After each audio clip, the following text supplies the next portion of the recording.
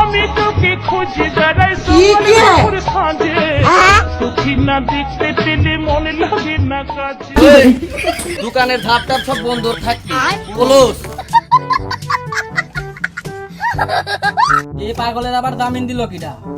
এখন কেস খাওয়ার আগে দোকানটার ধাপ বন্ধ করি। এই লেখাটাকে বাদ দাও, ধাপ বন্ধ করি।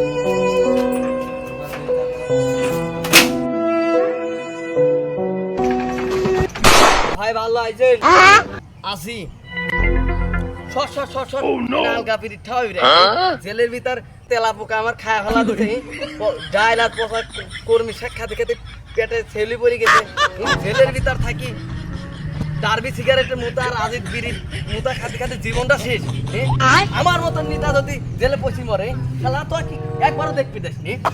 ভাই আপনিও নাই আমার পাওয়ারও নাই, ডাপা সাবাদি রইছে। ছড়তে ছড় ছড় এত মিনিট করা লাগবে না ছড়।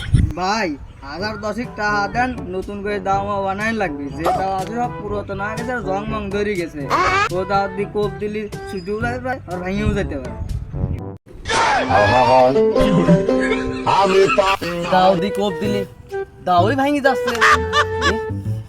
দাও কি কলা গাছ দিয়ে বানাইছি আর আমি নাই। দাও কি বালু দিয়ে ধার দেওয়া যায় না? নিশ্চিত এই শালারা, নিশ্চিত এই শালারা আমার দাও দি বাদাম বেশি খাইছে। এই শালারা বাদাম বেশি খাইছে। আর ওই শোন, আমার সেই মাথা বেঁকা দাও খান কনে। ভাই আপনার দাও খান আমি যত্ন করে রেখে তুইছিলাম, তো ঝং মাং ধরে গেছিল। আব্বা কামারে কাঠ দিয়ে পুড়িয়ে কোরবানিদের দিন গরু জবাই দিছিল। তো যাক, জীবনের প্রথম আমার জিনিস দিয়ে একটু ভালো কাজ করলি। তা সে দাও খান কনে?